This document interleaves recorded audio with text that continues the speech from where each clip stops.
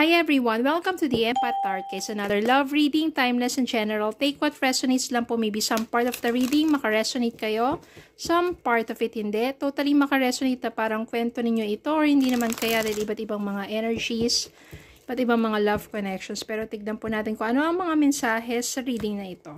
Kaya yung mga aral kabay sa buhay, pag-ibig, and life in general. Spirit guys, send me messages. Anong love connections ito, lessons in life, and guidance na nais mong ipabatid.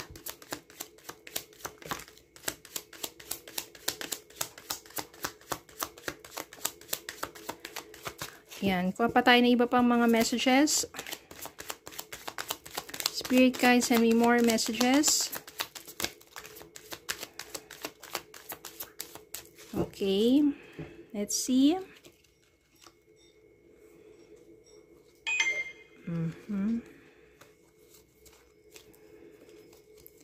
Yan. Four of Swords. The Moon. Six of Swords. Queen of Pentacles. King of Wands. Three of Pentacles. Page of Cups. And Death card. Yung iba natutuwa agad kapag lumalabas ang Death card. Kasi ibig sabihin yan, transformation, pagbabago, transition, magandang panimula. And nandito si Three of Pentacles. So, ibig sabihin, maaaring magandang senyales to. Kasi Three of Pentacles yan, teamwork. No, parang dito is gustong makipagtulungan, makipag-ayos. Yun yung nababagay na salita doon. Makipag-ayos, no? Ng person mo sa'yo. Kasi nga, there's a lot of changes that happen sa kanyang buhay. Siguro simula na magkahiwalay kayong dalawa, marami na magandang pagbabago sa kanya. No? Tapos, ikaw, eto yung nangyari sa'yo, no? You try na hindi na magpaka-stress pa dun sa pinagdaanan mo dun sa person na yun, kung ano man yung dahilan kung bakit kayo nagkalayo. At ang maganda dito, nandito si The Moon, nagpaka-mysterious type ka, no? Hindi ka masyadong nagpo-post sa social media, parang masyadong naka-private talaga ang mga nangyayari sa buhay mo. Dahil, ang ginawa mo sa mga panahon na yun ay nag-move on ka na at nag-move forward ka na sa buhay mo. O, parang nagpakalayo-layo ka muna, tapos hindi mo pinopost yung mga nangyayari sa'yo para at least mas maging mysterious ka. Hindi nila kailangan malaman kung ano yung nangyayari sa'yo. At ang ginawa mo, dahil nandito si Queen of Pentacles, Queen of Pentacles, ibig sabihin, nagpakayaman ka ng husto, abundance, stable ka na ngayon sa pamumuhay mo, at sobrang nagpakayaman ka. Doon ka nag-focus sa mga panahon na you become mysterious, nag-move forward ka sa life mo, simula na nagkahiwalay kayo ng person mo, nag-focus ka sa abundance, pagpapalago ng sarili mo. O siguro nagtayo ka ng negosyo at naging maganda naman ang naging resulta nyo, yung hard works mo. Pero yung person mo, ito nangyayari sa kanya. Nagwa-wonder siya kung ano na nangyayari sa'yo. At medyo malakas pa rin ang dating niya. At very positive ang kanyang thinking. That you still love your person. Kaso nga lang, yun na nga nag-move forward ka na nga nag-focus ka na nga sa sarili mo Papa tayo dito ng iba pang message.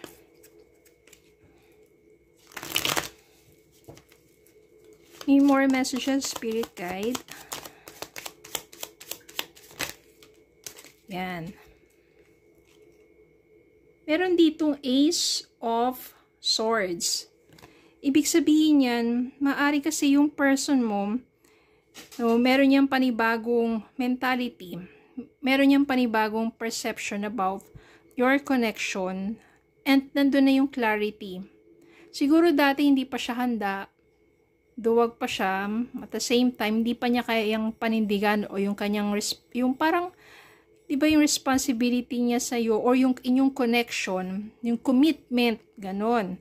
Ngayon, meron na siyang clarity. At the same time, maaring nag-mature na rin to. Yun nga yung transformation na nangyari sa kanya. And King of Wands. And yung Six of Pentacles dito means kaya na niya kung ano yung binibigay mo dating effort o yung love, yung feelings na yan. Tapos dito, dahil meron na siyang clarity, ibig sabihin, kaya na niyang matumbasan yon. It will be a give and take na. It will be mutually, it will be equally. Hindi katulad dati na parang ikaw lang siguro yung nag-e-effort at the same time. Takot siya sa commitment, ikaw ready ka na sa commitment. Kaya ngayon, nasa sayo na yan kasi nag-move on ka na eh. Tapos, nais niya ng panibagong simula sa inyong dalawa na gusto niya ipakita sa'yo na kaya na niya. Kaso lang, nasa sayo na yon. Diba? Again, paano mo malalaman yun? Ramdam mo. At saka hindi lang sa heart, no? Sa mind din, na nabivisualize mo ba yung sarili mo coming back to this person? At ano yung nakikita mo? At saka ano yung nararamdaman mo? Masaya ka ba?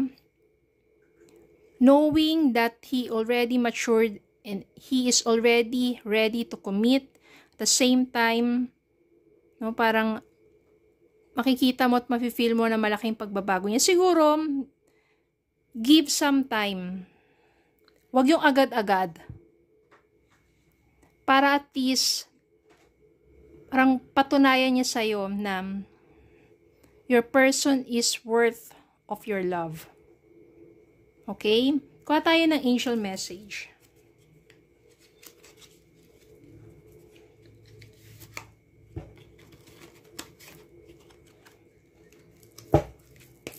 Angel message.